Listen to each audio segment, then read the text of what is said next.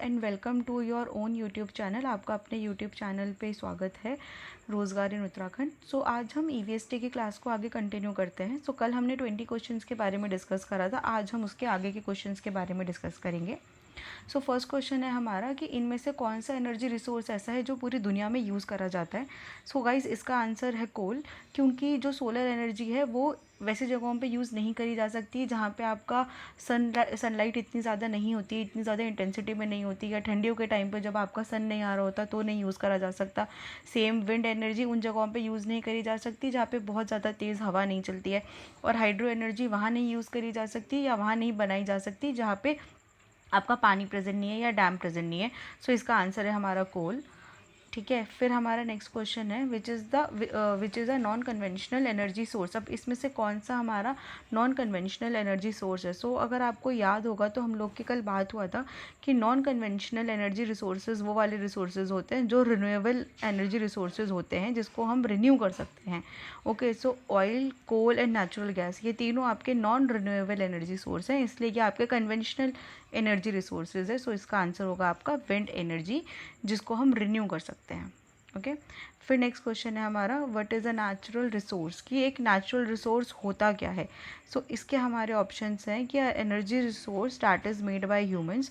सो अगर कहीं पे भी कोई नेचुरल चीज़ की बात हो रही है, जहाँ पे भी आपका नेचुरल वर्ड यूज़ हो रहा है, वो ह्यूमन मेड तो हो ही नहीं सकता। सो ए वाला हमारा इसका आंसर नहीं हो सकता। बी आंसर हमारा होगा B, a energy resource that is found naturally in environment, जो इन्वायरमेंट में प्राकृतिक रूप पे पाया जाता है। ठीक है, अब आते हैं नेक्स्ट क्वेश्चन पे। What happens during the water cycle. अब वाटर साइकिल के दौरान क्या होता है। कल हमने बात करा था कि वाटर साइकिल क्या होता है, और अब हम बात कर रहे हैं कि वाटर साइकिल के दौरान क्या होता है। ठीक है, तो अगर हम इसमें नीचे से बात करें, water evaporates but does not return. So जो हमारा डी वाला ऑप्शन है, इसका मतलब ये है कि पानी जो है वो इवेपोरेट तो होता है लेकिन वापस अर्थ पे नहीं आता। तो जब हमने पढ़ा था तो इसका ये मतलब भी नहीं है। सी है हमारा कि वाटर जो है वो सिर्फ रिवर्स के थ्रू मूव करता है, तो सिर्फ ये आंसर भी नहीं है। और बी है हमारा कि वाटर जो है वो सिर्फ ओशन में ही रह जाता है। तो हमारे ये तीनों के तीनों आंसर नहीं है इसके। इसका आंसर है हमारा ए, वाटर इवापोरेट करता है, फिर कंडेंस होता है और फिर उसे प्रेसिपिटेट करता है। तो कल जब हमने पढ़ा था कि वाटर साइकिल क्या होती है, तो उसमें हमने यही पढ़ा था कि जो पानी है वो पहले इवापोरेट करता है, पहले सन की रेस से जो हमारी वाटर बॉडीज़ का पानी है वो इवापोरेट करता है, फिर उसमें कंडेंसेशन होती है जिसकी वजह से आपकी वाटर वेपर्स जो हैं वो क्लाउड्स में कन्वर्ट होती है, एंड देन उसके बाद आपका प्रेसिपिटेशन होती है। प्रेसिपिटेशन का मतलब है कि आपका बारिश होना। ओके, सो अब नेक्स्ट क्वेश्चन है हमारा how much of earth's water is stored in underground aquifers. So ये हमारा ग्राउंड वाटर के रिगार्डिंग का क्वेश्चन है कि जो हमारे अर्थ की सरफेस है उसके नीचे कितना पानी स्टोर्ड है। तो इसका आंसर है हमारा लेस देन 1%। जो हमारा ग्राउंड वाटर है वो लेस देन 1% हमारा प्रेजेंट होता है। 97 से 98% जो पानी है अर्थ का वो पूरा ओशंस में प्रेजेंट होता है, और जो हमारी आइस कैप्स हैं उस पर 2% होता है। आइस कैप्स यानी जैसे पोलर आइस कैप्स होते हैं, उन सबको मिलाकर हम बोलते हैं कि आइस कैप्स पे अपने 2% जो वाटर है वो प्रेजेंट है। ठीक है, नेक्स्ट क्वेश्चन है हमारा what percentage of earth's water is fresh water. So guys, ये काफ़ी इंपॉर्टेंट क्वेश्चन है, ये काफ़ी जगह पे पूछा जाता है कि अर्थ का कितना परसेंट जो पानी है वो फ्रेश वाटर है। ओके, सो इसका आंसर है हमारा सिर्फ 2.5% जो हमारा पानी है वो हमारा फ्रेश वाटर है। अब इस 2.5% से भी जो हमारा 65% पानी है इसका वो ग्लेशियर्स की फॉर्म में है, राइट। एंड जो हमारी रिवर्स है, लेक्स हैं, स्ट्रीम्स हैं, उसमें सिर्फ हमारा 1% के आसपास का ही पानी जो है वो स्टोर्ड होता है। नेक्स्ट क्वेश्चन है हमारा what is water pollution. So water pollution क्या होता है। अब प्यूरिफिकेशन ऑफ वाटर तो नहीं हो सकता क्योंकि हम वैसे ही पोल्यूशन की बात कर रहे हैं। ठीक है, वाटर लेवल का इंक्रीज भी नहीं हो सकता, नन ऑफ द अबव भी नहीं हो सकता, क्योंकि कंटामिनेशन ऑफ वाटर बॉडी जो है वो पोल्यूशन होता है। सो कंटामिनेशन एंड पोल्यूशन जो है आपका वो हैंड इन हैंड जाता है। मतलब अगर कोई चीज़ कंटामिनेट हो रही है यानी कोई चीज़ गंदी हो रही है तो वो पोल्यूट होगी ही होगी। ओके, तो जो इसका आंसर है आपका बी है, the contamination of water bodies. Next question है हमारा what is the primary purpose of a dam. एक जो डैम होता है इसका प्राइमरी पर्पस क्या है। तो कल हम लोगों ने बात करी थी कि डैम क्या होता है, आज हम डैम के पर्पस के बारे में बात कर रहे हैं। तो डैम जो है वो हमारा इन सभी चीज़ों के लिए बना जाता है कि सबसे पहला जो उसका पर्पस होता है वो होता है कि हमारी इलेक्ट्रिसिटी जनरेट होती है, हाइड्रो इलेक्ट्रिसिटी जो होती है वो हमारी डैम के थ्रू जनरेट होती है। देन अगर किसी रिवर का बहुत ज़्यादा फ्लो है तो वो फ्लो भी आपका डैम के थ्रू कंट्रोल हो जाता है। और अगर कहीं पे फ्लडिंग के चांसेस होते हैं तो भी जो डैम होता है आपका वो एक रिजर्वॉयर की तरह काम करता है और वो पानी अपने पे स्टोर कर लेता है, जिससे कि आपकी जो फ्लडिंग होती है वो प्रिवेंट होती है। तो इसलिए इसका आपका आंसर है ऑल ऑफ द अबव। ठीक है, नेक्स्ट क्वेश्चन है हमारा, व्हाट डज सैनिटेशन इन्वॉल्व। अब इसमें से सैनिटेशन जो है वो क्या चीज़ इन्वॉल्व करती है, ये मैंने कल वाला क्वेश्चन समझाते हुए भी आपको बताया था कि सिर्फ कूड़ा फेंकना या कूड़े का डिस्पोजल जो है वो सैनिटेशन में नहीं आता, सेफ डिस्पोजल और उसका तरीके से डिस्पोजल जो होता है वो हमारा सैनिटेशन के अंदर में आता है। तो इसलिए इसका आंसर है हमारा A, the safe disposal of human waste. Okay, next question है हमारा, how can water scarcity be reduced. अब कल हम लोगों ने इस चीज़ के बारे में बात करा था कि वाटर स्केर्सिटी यानी कि पानी की कमी किस वजह से होती है। तो पानी की कमी इस वजह से होती है क्योंकि हम पानी को बहुत ज़्यादा एक्स्ट्रा यूज़ कर लेते हैं और जो हमारे पास ऑलरेडी पानी बचा होता है उसको पल्यूट कर देते हैं। तो ओवर यूज़ एंड पल्यूशन, इसकी वजह से हमारी जो है वाटर की स्केर्सिटी होती है। तो हम उसको कैसे रिड्यूस कर सकते हैं, हम उसको रिड्यूस कर सकते हैं पानी को इफ़ेक्टिवली यूज़ करके। ठीक है, सो इसके लिए आप कुछ चीज़ें क्या कर सकते हैं कि जैसे मान लीजिए कभी आपको कहीं पे कोई नलका खुला दिख रहा है तो आपने नलका बंद कर दिया, मग्गे में पानी लिया, शावर से ना नहा के बाल्टी मग्गे से नहाए। ठीक है, तो ये छोटी छोटी चीज़ें ऐसी होती हैं जिससे हम थोड़ा थोड़ा पानी जो है उसको इफ़ेक्टिवली सेव कर सकते हैं और अपने आगे आने वाली फ्यूचर जनरेशन्स के लिए पानी बचा सकते हैं। नेक्स्ट क्वेश्चन है हमारा, which of the following is a step in recycling process. So guys ये भी एक बहुत इंपॉर्टेंट क्वेश्चन है जो कई बार पूछा जाता है एंड इसके मैं आपको रिसाइकलिंग के मल्टीपल स्टेप्स भी बताती हूँ क्योंकि ये कई बार घुमा कर भी क्वेश्चन पूछ लिया जाता है। तो रिसाइकलिंग में इसमें से कौन सा प्रोसेस हमारा यूज़ होता है, एक इसमें हमारे पास 4 प्रोसेसेस दे रखी हैं, एक आपको कलेक्शन, बर्निंग, लैंडफिलिंग एंड एक्सट्रैक्शन। सो इसका आंसर है हमारा ए, कलेक्शन। एक बार मैं वापस से आती हूँ और बाकी के जो आपके स्टेप जो दे रखी हैं प्रोसेसेस उन पर भी बात करते हैं। जो बर्निंग है आपका, बर्निंग का मतलब होता है जलाना। तो जलाना आपका जो है वो रिसाइकलिंग प्रोसेस में नहीं काउंट होता है, ये काउंट होता है एज अ वेस्ट को डिस्पोज करने का एक तरीका हुआ ये। ठीक है, लैंड फिलिंग भी जो है ये भी एक वेस्ट को डिस्पोज करने का तरीका होता है जिसके बारे में हमने कल भी बात करा था कि आपका कोई एक बहुत बड़ा एरिया है, उस वाले एरिया में आप कूड़े को डंप कर रहे हैं, आप उसको फिल कर रहे हैं, तो वो अपना एक लैंड फिलिंग होता है। ओके, एंड एक्सट्रैक्शन का मतलब होता है किसी चीज़ से कोई चीज़ निकालना, कुछ चीज़ एक्सट्रैक्ट करना, तो वो भी आपका एक रिसाइकलिंग का प्रोसेस नहीं है। अब रिसाइकलिंग का जो प्रोसेस है उसके जो स्टेप्स होते हैं हम उनके बारे में भी बात कर लेते हैं। तो सबसे पहला ही स्टेप होता है रिसाइकलिंग का कलेक्शन, जिसमें हम कूड़े को कलेक्ट करते हैं। फिर उसके बाद आपका आता है सॉर्टिंग एंड कैटेगराइजेशन, जिसमें हम क्या करते हैं कि जो कूड़ा होता है उसको डिफरेंट पार्ट्स में डिवाइड करा जाता है कि भाई जो प्लास्टिक है प्लास्टिक एक तरफ जाएगा, जो कांच का कूड़ा है कांच का कूड़ा एक तरफ जाएगा। ठीक है, जो आपका बायोडिग्रेडेबल वेस्ट है वो एक तरफ जाएगा, नॉन बायोडिग्रेडेबल एक तरफ जाएगा। तो सॉर्टिंग करने का मतलब होता है उनको अलग अलग पाइल्स में डिवाइड करा जाता है। ठीक है, उसके बाद उसको श्रेडिंग करा जाता है, वॉशिंग करा जाता है, यानी कि उनको तोड़ा जाता है, उन्हें कॉम्प्लेक्स मॉलिक्यूल से एक सिंपलर फॉर्म में कन्वर्ट करा जाता है और उसके बाद उसको धुला जाता है। फिर उसके बाद से दोबारा से उसकी मेल्टिंग होती है, उसको पिघलाया जाता है और फिर उससे नया प्रोडक्ट बनता है। ठीक है, एंड लास्ट में उसको हम डिस्ट्रीब्यूशन और कंजप्शन के लिए आगे मूव कर देते हैं। तो चलते हैं नेक्स्ट क्वेश्चन पे। नेक्स्ट क्वेश्चन है हमारा, what effect does deforestation have on environment. तो जो डिफॉरेस्टेशन होता है उसका क्या इफेक्ट होता है हमारे पर्यावरण पे, हमारे इन्वायरमेंट पे। तो डिफॉरेस्टेशन के बारे में हमने कल बात करी थी कि डिफॉरेस्टेशन का मतलब होता है पेड़ों का कटना। और पेड़ क्या प्रोड्यूस करते हैं, पेड़ प्रोड्यूस करते हैं ऑक्सीजन। तो अगर पेड़ कट रहे हैं तो इंक्रीज इन ऑक्सीजन नहीं होगा, डिक्रीज इन पोल्यूशन लेवल भी नहीं होगा, क्योंकि जो हमारे पेड़ हैं वो क्या करते हैं, वो आपकी हवा को प्यूरिफाई करते हैं। और अगर पेड़ कट गए तो सॉइल की फर्टिलिटी भी मेंटेन नहीं रहेगी क्योंकि ज़मीन बंजर हो जाती है पेड़ों के कटने से। तो इसका हमारा आंसर है इंक्रीज इन कार्बन डाइऑक्साइड का लेवल्स। सो गाइस चलते हैं नेक्स्ट क्वेश्चन पे। सो नेक्स्ट क्वेश्चन है हमारा, what are the most common type of synthetic fibres. अब इसमें से कौन सा हमारा most commonly used synthetic fibre है। तो सिंथेटिक के फाइबर्स के बारे में भी हमने कल बात करा था कि सिंथेटिक फाइबर्स वो फाइबर्स होते हैं जो कि लैब में बनाए जाते हैं, केमिकल्स की मदद से बनाए जाते हैं। सो कॉटन एंड वूल इसका आंसर नहीं हो सकता क्योंकि ये नेचुरली बनाए जाते हैं फाइबर्स। सिल्क एंड जूट भी नहीं हो सकता क्योंकि ये भी नेचुरली बनते हैं। जो सिल्क है आपका वो सिल्क वर्म से बनता है एंड जूट आपका प्लांट से बनता है, जूट के प्लांट से। एंड हेम्प एंड फ्लेक्स भी सेम ही कैटेगरी में आते हैं।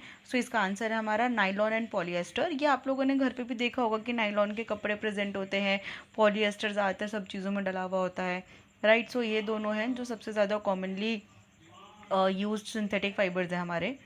नेक्स्ट क्वेश्चन है हमारा, what does the depletion of ozone layer cause. अब ओजोन लेयर का डिप्लीशन होने से क्या चीज़ होती है। तो हम लोगों ने कल ये बात करा था कि ओजोन लेयर करती क्या है। ओजोन लेयर जो है वो यूवी रेडिएशंस को एब्जॉर्ब कर लेती है। तो अगर वो डिप्लीट हो रही है तो उसका क्या होगा, उसकी वजह से आपका यूवी रेडिएशन जो है अर्थ पे वो इंक्रीज़ करेगी। अब आप बोलोगे कि मैम इसमें इन्हेंस्ड ग्लोबल वार्मिंग क्यों नहीं आया। तो इन्हेंस्ड ग्लोबल वार्मिंग इसलिए नहीं आया क्योंकि ग्लोबल वार्मिंग की वजह से ओजोन का डिप्लीशन हो रहा है। ओजोन की डिप्लीशन की वजह से ग्लोबल वार्मिंग नहीं हो रही है, it is other way around. तो अगर आपको कोई ये पूछे कि ग्लोबल वार्मिंग की वजह से क्या चीज़ हो रही है, तो उसका आंसर आपको होगा कि ओजोन लेयर डिप्लीट हो रही है। तो जब हम ओजोन लेयर डिप्लीट होने के बारे में बात कर रहे हैं कि उससे क्या हो रहा है, तो वो है आपका इंक्रीज्ड यूवी रेडिएशन। ठीक है। सो नेक्स्ट क्वेश्चन है हमारा, which of the following is associated with cyclones. तो जब साइक्लोन आते हैं तो इसमें से उसमें क्या चीज़ एसोसिएटेड होती है, किस चीज़ से किस चीज़ की वजह से होते हैं, या इसमें से कौन सी चीज़ साइक्लोन के साथ में आती है। तो अगर हम इसके आंसर की बात करें तो इसमें ऑल ऑफ द अबव आएगा, क्योंकि जब साइक्लोन आता है तो उस समय हवा की स्पीड बहुत ज़्यादा तेज़ हो जाती है और बहुत तेज़ हवा के साथ बहुत तेज़ रेनफॉल होता है। ये एक साइक्लोन का करेक्टरिस्टिक भी होता है कि साइक्लोन आ रहा है तो उसके साथ में बहुत तेज़ हवा और बहुत तेज़ आपका रेनफॉल होगा, और लो एटमॉस्फेरिक प्रेशर की वजह से आपके साइक्लोन्स आते हैं। तो इसकी वजह से इसका आंसर होगा ऑल ऑफ द अबव। अब अगर हम नेक्स्ट पे चले क्वेश्चन, तो ये है कि कौन सा हमारा इनमें से सबसे बड़ा सोर्स है रिन्यूएबल एनर्जी का। ठीक है। तो सबसे बड़ा हमारा हाइड्रो पावर है, क्योंकि ये आप भी जानते हैं कि सबसे ज़्यादा अबेंडेंट में अर्थ पे पानी पर। सो चलते हैं गाइज नेक्स्ट क्वेश्चन पे। सो नेक्स्ट क्वेश्चन है हमारा, what is the key benefit of non conventional energy sources. कि नॉन कन्वेंशनल एनर्जी सोर्स का क्या की बेनिफिट है। तो ये चीज़ हम डिस्कस कर चुके हैं कि नॉन कन्वेंशनल एनर्जी रिसोर्सेज जो होते हैं हमारे, वो हमारे रिन्यूएबल एनर्जी रिसोर्सेज होते हैं जिन्हें हम रिन्यू कर सकते हैं। तो इसका आंसर क्या होगा कि they are infinite and renewable, मतलब कि इनको हम रिन्यू भी कर सकते हैं और वो इनफाइनाइट है। तो जैसे हमारी सोलर एनर्जी हो गई, हाइड्रो एनर्जी हो गई, विंड एनर्जी हो गई, ये हमारे रिन्यूएबल एनर्जी रिसोर्सेज होते हैं। ठीक है। अब नेक्स्ट क्वेश्चन है हमारा, which of the following is not a natural resource. अब इसमें से हमारा नेचुरल रिसोर्स कौन सा नहीं है। तो जब भी हमारे पास ऐसे कोई क्वेश्चन आए तो हमारे को पहले ये सोचना होगा कि जिस चीज़ के बारे में बात करी जा रही है वो चीज़ होती क्या है। तो जैसे यहाँ पे हमें पूछा जा रहा है कि इसमें से कौन सा हमारा नेचुरल रिसोर्स नहीं है। तो नेचुरल रिसोर्स होता क्या है। नेचुरल रिसोर्स वो रिसोर्सेज होते हैं जो हमारी नेचर में, हमारी प्रकृति में प्राकृतिक रूप पे हमारे को मिलते हैं। ठीक है। सो इसका आंसर क्या होगा हमारा, इसका आंसर होगा हमारा प्लास्टिक, क्योंकि हवा, पानी, सॉइल, ये तीनों हमारे को प्रकृति ने गिफ्ट में दिए हैं, तोहफे में दिए हैं। ठीक है। सो नेक्स्ट क्वेश्चन पे चलते हैं। अब हमारा नेक्स्ट क्वेश्चन है, how does water cycle impact the environment. अब अभी तक हमने ये बात करा कि वाटर साइकिल क्या होता है, वाटर साइकिल में क्या क्या स्टेप्स होते हैं। अब हम बात कर रहे हैं कि वो एनवायरनमेंट पे क्या असर डालती है। ठीक है। तो वाटर साइकिल जो है, इसके नाम में ही साइकिल है। ठीक है। तो ये क्या करती है कि आपका पहले पानी इवेपोरेट होगा, फिर आपका जो पानी इवेपोरेट हुआ है अपने वाटर बॉडी से, उससे आपके क्लाउड्स बनेंगे, प्रेसिपिटेशन होगा। उसके बाद प्रेसिपिटेशन जब होगा उसका मतलब है कि बारिश होगा, और वो वापस से आपका जो पानी है, जितना पानी इवेपोरेट हुआ था वो पूरा का पूरा वापस से आपके वाटर बॉडीज़ में मिल जाएगा। तो इससे क्या हो रहा है, अब आपका जितना पानी उठा था उतना ही पानी वापस आ गया, तो पानी का जो लेवल है वो तो रिड्यूस नहीं होएगा। ठीक है। तो बी इसका आंसर नहीं हो सकता। सी है, सैलिनिटी ऑफ ओशंस को इंक्रीज करता है। सैलिनिटी ऑफ ओशंस का मतलब है कि जो आपका ओशंस का खारापन है उसको बढ़ा देता है, तो उसको भी नहीं बढ़ा सकता है, क्योंकि जो पानी इवेपोरेट हुआ वो तो आपका नमकीन पानी नहीं, नमक नीचे रह जाता है। सिर्फ जो आपका नॉर्मल ड्रॉपलेट्स होते हैं, मीठा पानी जिसे हम बोलते हैं, वो इवेपोरेट होता है, नमक पीछे रह जाता है। तो ऐसा भी नहीं है कि वो वापस से नीचे, वापस से आपके वाटर बॉडीज़ में मिलेगा तो आपका सैलिनिटी या जो आपके पानी का नमकीनपन है वो इंक्रीज़ हो जाएगा। तो इसका आंसर है हमारा A, it maintains the balance of water in atmosphere. ठीक है। जो एटमॉस्फेयर से जितना भी पानी हमारा है उस पूरे पानी का एक बैलेंस मेंटेन करके रखती है वाटर साइकिल। ठीक है। अब इसके बाद हमारा नेक्स्ट क्वेश्चन है कि जो हमारा ग्राउंड वाटर है वो कैसे रिचार्ज होता है। तो ग्राउंड वाटर हमारा किस टाइप से रिचार्ज होएगा। अगर इवेपोरेशन हो रही है तो भी रिचार्ज नहीं हो रहा। इवेपोरेशन का मतलब है कि वो पानी सतह से ऊपर जा रहा है, ठीक है। कंडेंसेशन का मतलब है कि जम रहा है, ठीक है। रिचार्ज करने का सिर्फ एक ही तरीका होता है ग्राउंड वाटर को, जो कि है रेनफॉल। जब पानी होती है, जब रेनफॉल होती है तो रेनफॉल के बाद जो हमारा पानी है वो ग्राउंड पे इकट्ठा होता है। ग्राउंड पे इकट्ठा होने के बाद में वो हमारा सॉइल के थ्रू नीचे सीपता है। कहते हैं ना कि पानी सीप रहा है, तो वो नीचे सीपता है और उससे हमारा जो ग्राउंड वाटर का लेवल है वो रिचार्ज होता है। नेक्स्ट क्वेश्चन है हमारा कि डिफॉरेस्टेशन से मेनली क्या चीज़ हो रही है। अब डिफॉरेस्टेशन हो रही है तो हमने ये बात करा था कि डिफॉरेस्टेशन का मतलब है कि हमारे पेड़ कट रहे हैं। पेड़ कट रहे हैं तो उससे क्या होता है कि ऑक्सीजन का लेवल हमारा कम होता है और कार्बन डाइऑक्साइड का लेवल हमारा इंक्रीज होता है। तो ना इसका आंसर हमारा सी हो सकता है, ना इसका आंसर हमारा डी हो सकता है। अब अगर पेड़ कटते हैं तो ज़मीन हमारी पीछे से बंजर होती चली जाती है, तो इसका आंसर हमारा बी भी नहीं हो सकता। तो इसका आंसर है हमारा ए, लॉस ऑफ बायोडाइवर्सिटी। बायोडाइवर्सिटी का मतलब है कि जितने भी वहाँ पे पक्षी रहते थे और जितनी तरह की वहाँ पे वेजिटेशन हुआ करती थी, तो वो सारी की सारी लॉस हो जाती है जैसे ही पेड़ कटते हैं। तो उसकी वजह से एक पूरी एक काइंड ऑफ कम्युनिटी का वहाँ पे लॉस होता है, आप ये लगा लो, ठीक है। नेक्स्ट क्वेश्चन है हमारा, which of the following material is a mixture of two fibres. अब इसमें से कौन सा हमारा ऐसा मटेरियल है जो टू फाइबर्स का मिक्सचर है। ये भी हमारा सिंथेटिक फाइबर्स का ही एक क्वेश्चन है। तो इसमें जो जूट है, जूट तो आपका नेचुरल होता है, जूट आपका नेचुरली बनता है। पॉलीएस्टर जो है वो एक ही काइंड के मटेरियल से बना होता है।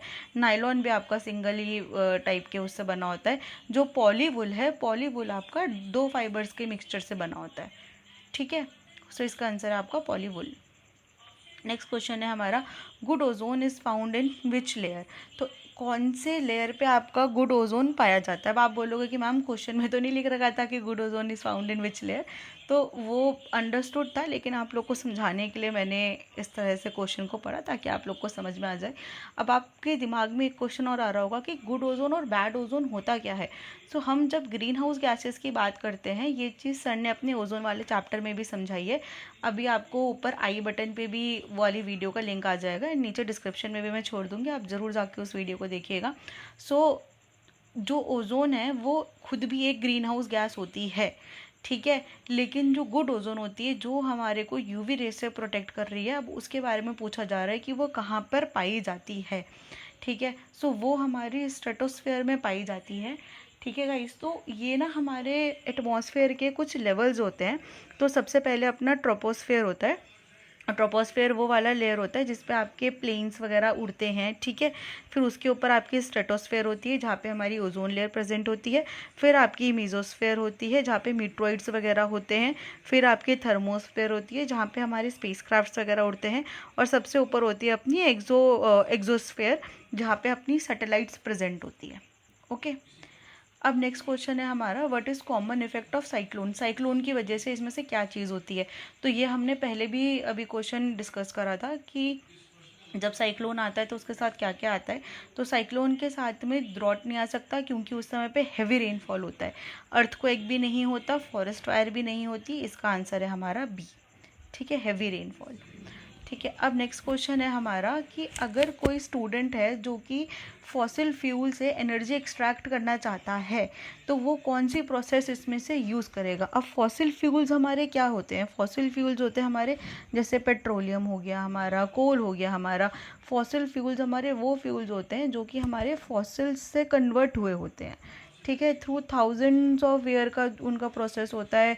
हज़ारों लाखों साल में वो जो फॉसिल्स होते हैं, फॉसिल्स के ऊपर इतना प्रेशर पड़ता है कि वो इन फ्यूल्स में कन्वर्ट हो जाता है, कोल में, पेट्रोलियम में, right.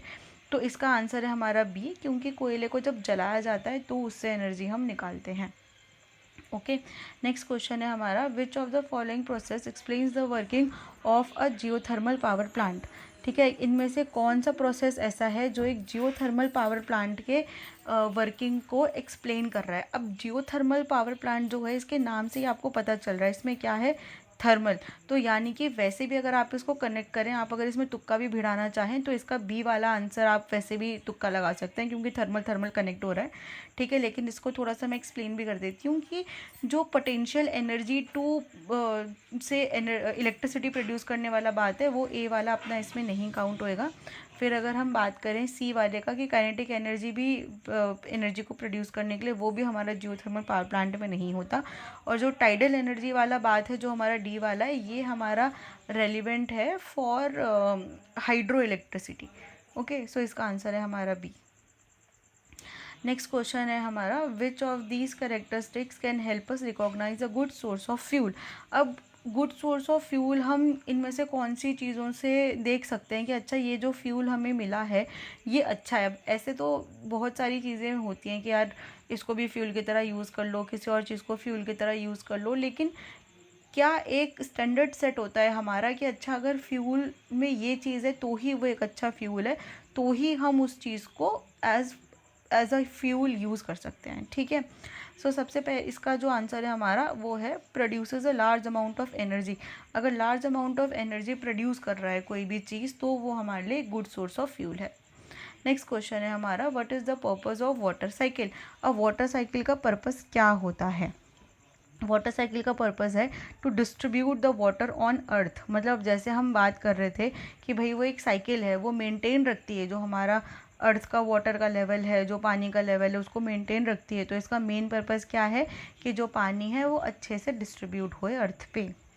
Okay, so next question है हमारा कि the percentage of rocks total volume that is taken up by pore space is called. तो जो हमारे रॉक की यानी जो हमारे पत्थर के टोटल वॉल्यूम में परसेंटेज उसके पोर्स का है, पोर्स यानी छेदों का है, तो उसको हम क्या कहते हैं, ठीक है। तो इसका आंसर है हमारा पोरोसिटी। सो जैसे हमने भी थोड़ी देर पहले बात करा था कि जो ग्राउंड वाटर होता है आपका वो बारिश के थ्रू ही रिचार्ज होता है, और जो पानी होता है बारिश का वो सीपता है। तो वो अर्थ के अंदर कैसे सीपेगा, क्योंकि ऊपर तो अपनी पत्थर की लेयर है, तो वो इन्हीं पोर्स के थ्रू, यही पोरोसिटी के थ्रू सीपता है, ठीक है, कि कितना ज़्यादा पानी वो अपने पैसे पास होने देगा नीचे। नेक्स्ट क्वेश्चन है हमारा, which of the following rivers is called the world's most polluted river. अब इनमें से कौन सी अपनी ऐसी रिवर है जो हम लोगों ने सबसे ज़्यादा गंदी करी हुई है। सो इसका आंसर है रिवर गंगा। तो गंगा जी को हम वैसे तो गंगा माँ कहते हैं, लेकिन सबसे ज़्यादा पोल्यूटेड रिवर भी अपनी अभी गंगा रिवर ही है, because of tourism and multiple things. तो जब कभी हमारे को मौका मिले या जब कभी हमारे को कोई टूरिस्ट साबुन लगा के गंगा रिवर में नहाता हुआ दिखे या गंगा जी में नहाता हुआ दिखे, तो हमारा दायित्व बनता है कि हम उसको रोकें, हम उससे मना करें कि आप हमारी गंगा जी को पोल्यूट मत करो। सो गाइज़ आज के लिए बस इतना ही। आपको अगली वीडियो में आप सारे के सारे कमेंट्स में मैराथन की बात कर रहे थे, सो नेक्स्ट वीडियो आपकी या तो कल मॉर्निंग में या फिर आज लेट नाइट में मैं लाइव कर दूंगी, एंड उसमें आपको पूरे आगे के 100 क्वेश्चंस में डिस्कस करूंगी। उसके बाद भी अगर आपका कोई टॉपिक बच जाएगा तो आप वो टॉपिक कमेंट्स में नीचे बता दीजिएगा, उसके ऊपर एक डेडिकेटेड वीडियो बना देंगे। एंड गाइज एक इन्फॉर्मेशन और है, सो एक हम लोग मॉक टेस्ट आप लोग के लिए लेके आए हैं फॉर फ्री। उसकी डिटेल्स मैं नीचे डिस्क्रिप्शन बॉक्स में डाल दूंगी, आप लोग एक बार वो सारी की सारी डिटेल्स रीड कर लीजिएगा। एंड अगर किसी को भी उसके बारे में और इन्फॉर्मेशन चाहिए तो वो प्लीज़ कमेंट में मेंशन कर दीजिएगा, and we will give you more information. ये मॉक टेस्ट आप लोगों के लिए बहुत ज़्यादा इंपॉर्टेंट है, क्योंकि जब आप मॉक टेस्ट लेते हैं, आप मॉक टेस्ट देंगे अपने एग्ज़ाम से पहले, तो आपको पता चलेगा कि आपको किस किस चीज़ में कौन से टॉपिक में अभी भी डिफ़िकल्टी हो रही है।